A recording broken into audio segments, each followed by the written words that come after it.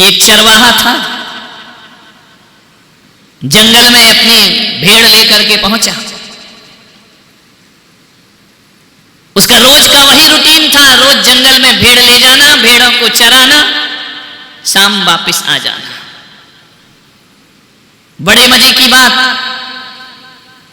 कि जब वह भेड़ों को चराता था तो दोपहर को 11 बजे 12 बजे उसकी पत्नी उसके लिए रोटी लेकर के जाती थी।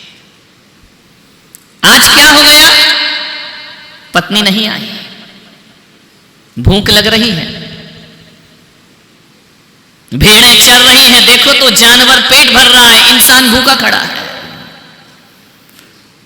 आज पत्नी नहीं आई, क्या हो गया? समय हो गया। लेकिन दुर्भाग्य था कि वो चरवाहा निपट बहरा था, उसे सुनाई नहीं देता था, बधिर था, जन्मजात बहरा था। उसने देखा कि पत्नी आज भोजन लेकर नहीं आई, एक तरफ तो भूख है, दूसरी तरफ चिंता, कहीं बीमार तो नहीं तो वो कभी आना छोड़ती नहीं है, कुछ ना कुछ मुसीबत उस पर जरूर आई है। या तो वो बीमार पड़ गई या कोई संकट आ गया, कुछ ना कुछ तो पत्नी के साथ हुआ है। इधर भूख की चिंता, उधर पत्नी की चिंता। उसने देखा कि क्या करूं, इतनी सारी भेड़ दोपहर को वापस भी नहीं ले जा सकता हूं, वरना मैं तो भूखा हूं ही, ये भेड़ें भी भूखी लौट जाएं। उसने देखा कि एक लकड़हारा लकड़ी काट रहा है। उसने कहा ये अच्छा है, चलो ये भेड़ लकड़हारे को सौंपता हूं और अभी जाता हूं और खाना लेकर वापस आता हूं, पत्नी को भी देख लूंगा, भोजन भी ले आऊंगा, भेड़ की रक्षा ये लकड़हारा कर देगा। गया लकड़हारे के पास, ओ भाई मेरी पत्नी आज भोजन लेकर नहीं आई है और मुझे भोजन करना है, घर ज्यादा दूर नहीं, मैं अभी जाता हूं अभी आता हूं, तुम मेरी भेड़ों का ध्यान रखना। दुर्भाग्य तो देखो, वो लकड़हारा भी बहरा, वज्र का बहरा, उसे सुनाई ही नहीं देता है। लकड़हारे ने सोचा कि ये मुझसे कुछ बोल रहा है, सुनाई तो उसे भी नहीं दे रहा है। उस लकड़हारे ने कहा कि मेरे पास गप लगाने का समय नहीं है, मुझे लकड़ी काटने दे, जा जा जा। अब ये बहरा समझा कि ये कह रहा मैं देख लूंगा, तू जा। बेचारा दो बहरों के तो यही हाल होंगे। वो कह रहा कि जा, मेरे पास टाइम नहीं, मेरे पास वक्त नहीं, तू जा यहां से, मुझे लकड़ी काटने दे। वो समझ रहा है कि ये बोल रहा है कि तू जा आराम से, भेड़ मेरे हवाले कर दे। दो बहरे चला गया लौट के, बहरे उनके हवाले करके। थोड़ी देर बाद गया, घर गया, खाना आना खाया, पत्नी को देखा ठीक ठाक है, नहीं आई, कोई बात नहीं, थोड़ा सिर दुख रहा होगा, एक का दुख रहा है, चलेगा कमरे में, ठीक है कोई बात नहीं, तू आराम कर ले, मेहनत हम कर लेते हैं। लौट करके आया, उसने देखा एक एक भेड़ गिनी, 1 2 3 4 100 की 100 भेड़, एक भी गायब नहीं। उसने सोचा, उस बहरे ने, चरवाहे ने, कि आदमी तो ईमानदार है, लकड़ी भी काट रहा है, मेरी भेड़ की रक्षा भी कर रहा है। ऐसे सज्जन पुरुष आजकल मिलते कहां हैं? एक भी भेड़ गायब नहीं। देखो भ्रम देखो, जबकि उस बहरे को पता ही नहीं है कि मुझे करना क्या है, और ये बहरा कह रहा कि बड़ा सज्जन आदमी है, इसके जैसा इंसान नहीं मिलेगा। आज की दुनिया में परोपकारी मिलते कहां हैं? जो है वो सब स्वार्थी होते हैं। ऐसा देवता जैसा आदमी, चलो मुझे इसे धन्यवाद देना चाहिए। वो बहरे के पास गया, लेकिन फिर चरवाहे के मन में आया कि खाली धन्यवाद भी देना अच्छा नहीं है। 100 भेड़ें हैं, उनमें से एक लंगड़ी भेड़, इसको धन्यवाद में भेंट कर देता हूं। लंगड़ी भेड़, कई ऐसे कंजूस मक्खी चूस होते ना, जो नोट कहीं नहीं चलता वो मंदिर में चलता है। खाने के चावल अलग, पूजन के चावल अलग। ये कंजूसों की कहानी है। इससे मोक्ष पाना चाहते, ये मोटा चावल, सस्ता चावल, ये अक्षय पद चाहिए, इनको चावल में भेदभाव करते हैं। भगवान ने कहा था कि आत्मा और शरीर में भेदभाव करना, ये चावल में भेदभाव करते। एक बात बताओ, कभी भी दान देने का अवसर आए, तुम अच्छी चीजें देते हो या कचरा जो यूजलेस दे दो? जो ना भावे आपको दे दो बहू के बाप को, ध्यान रखना। हम दानी हो जाएंगे। जो अपने को अच्छा नहीं लग रहा किसी को दे दी, एक्स्ट्रा का दान करते हो आप, विचार करिए। कहीं उपहार देना हो तो कचरे वाला देखते हो। मन की वृत्तियां हैं, ये ध्यान रखिए, अच्छा वाला थोड़ी देते हो। विचार करना। यदि कहा जाए ना पर्युषण पर्व है, अब ये एक दूसरे को साड़ी प्रदान करे, एक बात ईमानदारी से बताना, जब अलमारी खोलोगे तो महंगी साड़ी दोगे या कचरा साड़ी दोगे? ईमानदारी से बताना। ये वृत्ति है। दे दोगे लाख रुपए की साड़ी, अरे वो दान वाली बांटने वाली ले आओ जरा, 200-250 रुपए की पकड़ा दो, बोले 250 रुपए दे के दानी में अपना नाम आ जाएगा। ये मन की वृत्तियां देखो, ये त्याग देखो, ये कैसा त्याग है, विचार करना। उसने कहा ऐसा करो, ये लंगड़ी भेड़ इसको गिफ्ट में दे दी जाए। अभी बेहरा, इसे कुछ नहीं पता कि हो क्या रहा है। वो लंगड़ी भेड़ लाया, बोले तेरा बड़ा धन्यवाद है, तूने मेरी भेड़ की रक्षा करी, तेरे जैसे सज्जन पुरुष मिलते कहां हैं, ले तेरा धन्यवाद मानता हूं, रे भेड़ तुझे प्रदान करता हूं। अब लकड़हारा तो बहरा था, उसने कहा ये मुझ पे आरोप लगा रहा है कि मेरी भेड़ की टांग तोड़ दी। देखो बहरों की जिंदगी देखो। उसने कहा पागल है क्या, मैंने तो तेरी भेड़ देखी भी नहीं है, मैंने कोई टांग नहीं तोड़ी है। वो समझा कुल्हाड़ी लिया है तो आरोप लगा रहा है कि तूने मेरी भेड़ को लंगड़ी किया है। उसने कहा मैं भगवान की कसम खाता हूं, ये भेड़ मैंने लंगड़ी नहीं की। वो बहरा कह रहा तू ले ले, अरे ये मैंने कुछ नहीं किया, मैं तेरे हाथ जोड़ता हूं, मुझे तो पता भी नहीं कि क्या हो रहा था। दो बहरों की कहानी, एक आभार मान रहा है, एक अपराध मान रहा है। एक ने कहा भाई मैं तेरे पैर पड़ता हूं, हाथ जोड़ता हूं, इस भेड़ को मैंने कुछ भी नहीं किया है। बोले नहीं ये ले ले। वो समझा कि गुस्से में दे रहा कि तू संभाल ये लंगड़ी भेड़, मैं क्या करूंगा भेड़ का।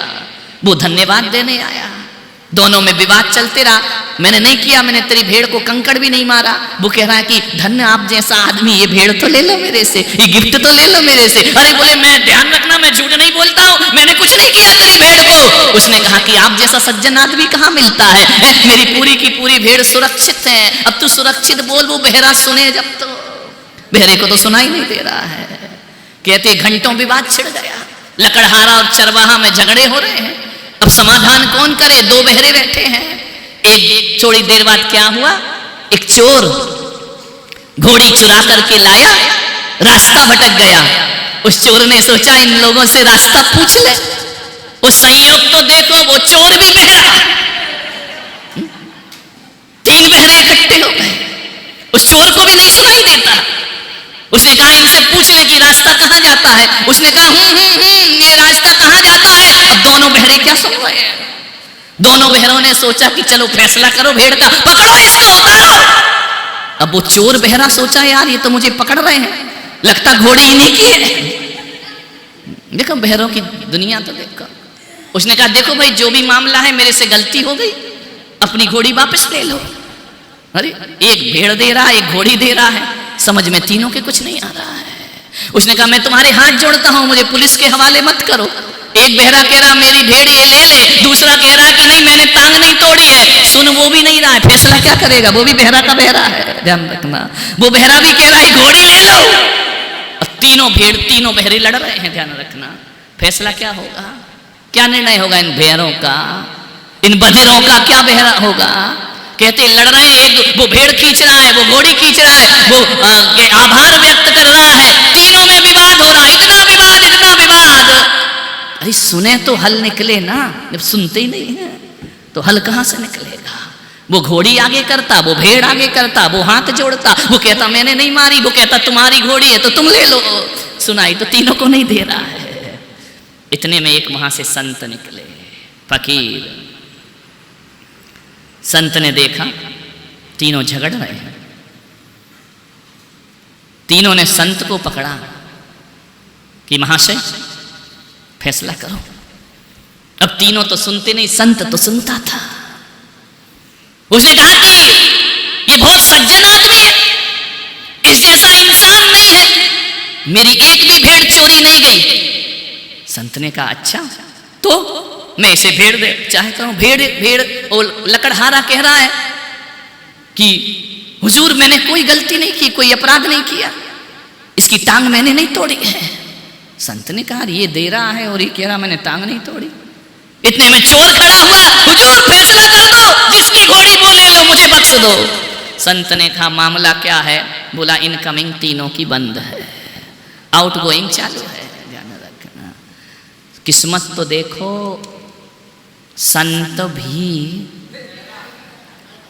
मैं प्रवचन तुम कर रहे कि हम कर रहे हैं? बहरा था, तुम ही बहरा कर दो उसको। संत का नियम था अखंड मौन, मौनी थे संत, बोलूंगा नहीं जिंदगी में, कैसी भी परिस्थिति आ जाए मौन नहीं तोड़ूंगा। अब तो समस्या और जटिल हो गई, अब फैसला कौन करे? 3 सुनते नहीं और 1 बोलते ही नहीं, अब कौन फैसला करे? किस्मत कहां कहां ले जाती है। अच्छा हुआ कि संत बहरा नहीं था, नहीं तो चौथी समस्या खड़ी हो जाती है। और चलो संत मौन भी ना होते तो बहरे कौन सा सुन रहे होते? वो तो सुनना ही नहीं था उनको। संत ने कहा क्या करूं, मामला तो बड़ा कठिन है हुमड़ जी, फैसला कैसे करोगे? 3 बहरा 1 गूंगा, गूंगा था नहीं वो हो गया, फैसला कैसे हो? जटिल समस्या उलझ रही है। वो संत ना भी बोले या बोले, उन बहरों को फर्क क्या पड़ता है? बोलता भी संत तो बहरा उसे सुनते ही नहीं। क्या किया जाए? संत समझ गए बहुत बुरी समस्या में फंस गए। संत ने चोर की तरफ घूर कर देखा, उसकी आंखों में आंखें डाली। संत मौन थे, और जो व्यक्ति मौन की साधना करता है उसकी आंखों में चमक पैदा हो जाती है। मालूम है किनकी आंखों में तेज आता है, किनकी आंखों में दृष्टि आदि रिद्धि प्रकट होती है? जो मौन धारण करते हैं, अखंड मौनी।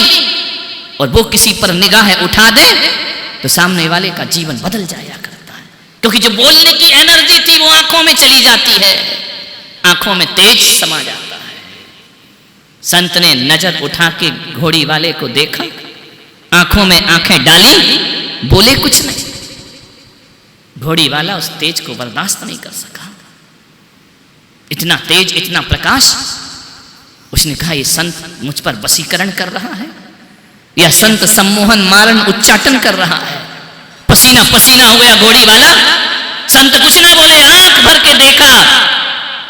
उसने झटपट घोड़ी उठाई और भागा, बाहर में जा, मुझे रास्ता नहीं पूछना है, मैं तो चला घोड़ी लेकर। चरवाहे को देखा, उसने अपनी कुल्हाड़ी उठाई, भागा। लकड़हारे को देखा, लकड़हारे ने कुल्हाड़ी उठाई, भागा।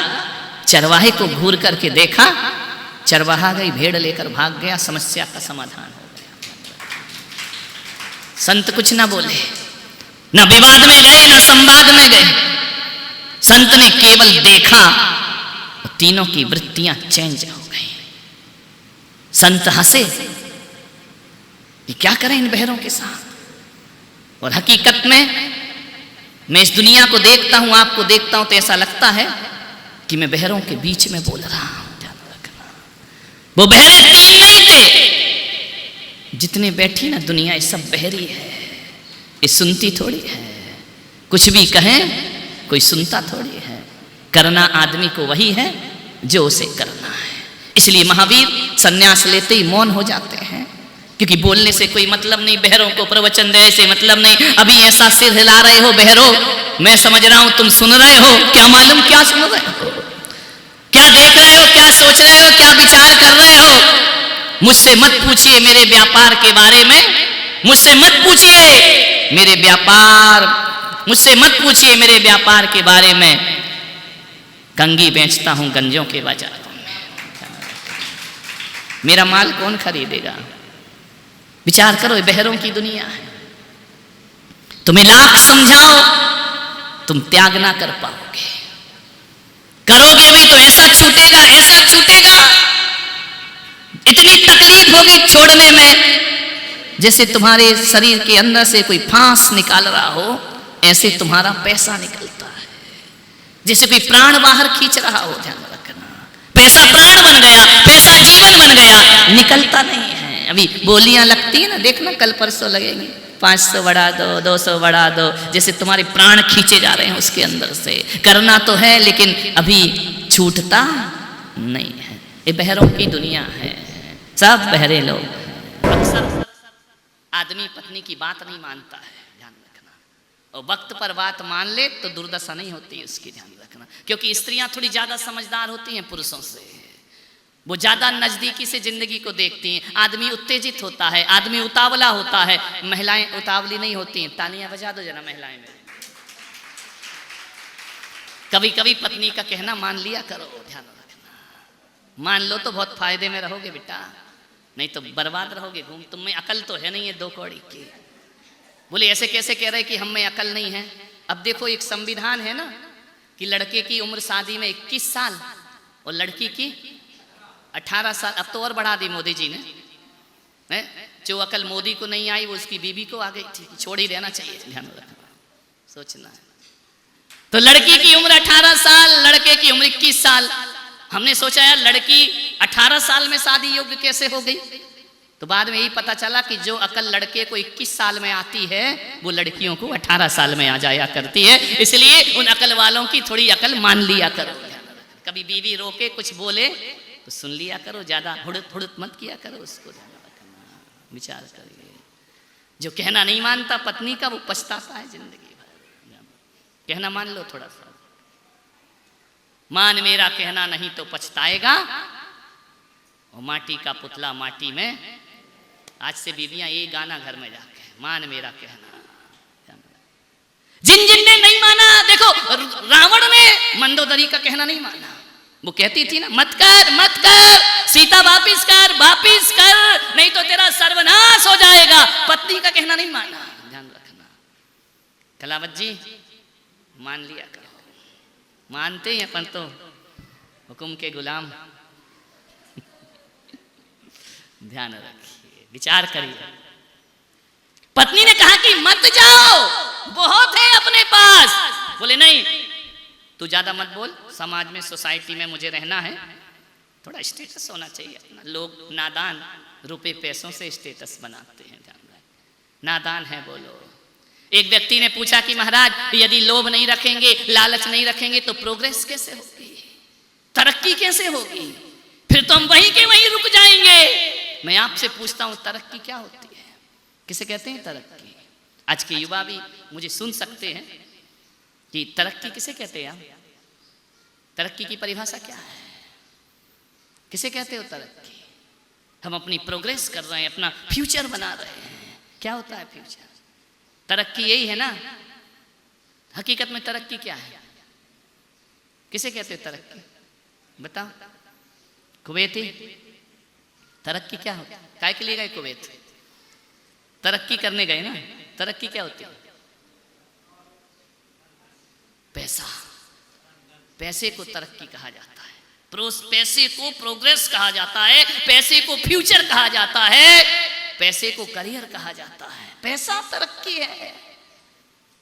बोले पैसा नहीं होगा तो आज की दुनिया में जिएंगे कैसे? मैंने कहा मतलब तरक्की क्या है? बोले पहले हम चिट्ठियों में बात करते थे, अब मोबाइल में बात करते हैं। ये तरक्की है, ये विज्ञान ने तरक्की की है हमारी। एक बात पूछता हूं आपसे ईमानदारी से, आप मोबाइल चलाते हैं, ये तरक्की है? हकीकत में बताना, तरक्की प्रेम होता है या पैसा होता है? पैसे के लिए परिवार बिखर जाए ये तरक्की नहीं हुआ करती है मेरे भाई, ये ह्रास हुआ करता है मानवता का। प्रेम सबसे बड़ी चीज हुआ करती है। एक बात बताओ, जब पहले आप फोन में किससे बात करते हो? बताओ रे, किससे बात करते फोन? ऐसे बैठे हो सीधे जैसे आज तक मोबाइल देखा ही नहीं हो। ऐसा मुंह में आइल आ गया कि मोबाइल का बता ही नहीं पा रहे हैं। किससे बात करते मोबाइल में? हैं? हकीकत बता, किससे बात करते? चलो ऐसा नहीं कि हम वही पूछना चाह रहे जो तुम बताना नहीं चाह रहे। हम तो इतना कह रहे कि माँ बाप से, भाई बंधुओं से, व्यापार से, इससे ही तो बात करते हो ना। एक बात बताओ कि जब मोबाइल नहीं था तब बाप बेटे के रिश्ते थे या नहीं थे? बोलिए, थे ना। जब मोबाइल नहीं था तब दो भाइयों के रिश्ते से संबंध थे या नहीं थे? थे ना। जब मोबाइल नहीं था तब पति पत्नी के मधुर संबंध थे या नहीं थे? एक बात बताओ, जब से मोबाइल आया है संवाद तो है लेकिन संबंध है क्या? विचार करिए, सोचिए। संवाद तो बढ़ गया है, संबंध गिर गए हैं। जब से मोबाइल आया है बाप बेटे में संवाद होता है, लेकिन संबंध नहीं रह गए हैं। पहले का वो संबंध था कि कांवड़ पर भी माँ बाप को यात्रा कराना पड़े तो अंधे माँ बाप को बेटा तीर्थ यात्रा कराया करता था। आज का ये संबंध है कि बाप कहे मंदिर जाना है, बेटा कहता है क्या मंदिर फंदिर, किस सदी में जी रहे हो, 21वीं सदी है, मंदिर से क्या होता है। ध्यान रखिए, ये हमारे मोबाइल की देन है। एक बात बताओ, मोबाइल में यदि पति पत्नी बात करते हैं, लड़के लड़की बात करते हैं, बाप बेटे बात करते हैं, दिन में 10 बात करते हैं, एक बात बताइए, लड़ाई ज्यादा होती है या प्रेम ज्यादा होता है? लास्ट में ले कट कर दिया, रख दिया, मैं गुस्से में बोला तो शुरुआत तो बड़ी अच्छे, हाय हेलो कैसे हो, उसके बाद भाड़ में जाओ, एंड तो उसी से होता है, बाय बाय करके तो नहीं होता है, जाओ रख दिया, फोन काट दिया। अब बताओ, इस मोबाइल से संबंध गहरे हुए या बिगड़ गए? संबंध मानवता के बिगड़े वो तरक्की है हमारी, उसे तरक्की कहते हो। ध्यान रखिए, बाप बेटे बरसों बरसों ना मिले, ये तरक्की है। जहां तक मैं सोचता हूं, जहां तक मेरा विचार है कि माँ बाप ये नहीं चाहते कि मेरा बेटा, हकीकत में माँ बाप की जो आत्मा होती है वो ये नहीं चाहते कि मेरा बेटा विदेश में जाकर डॉलर की कमाई करे। माँ बाप ये चाहते हैं मेरा बेटा 50,000 रुपए कमाए, लेकिन शाम का भोजन मेरे साथ बैठ करके खाए। ये माँ बाप की इच्छा रहा करती है, ये माँ बाप की भावना रहती है कि मेरा बेटा मेरे साथ एक साथ डाइनिंग टेबल में भोजन करे, मेरा बेटा 30 त्योहार में मेरे पास रहे, मेरा बच्चा मेरा परिवार एक साथ हंसे को, ये माँ बाप की इच्छा है। पैसा नहीं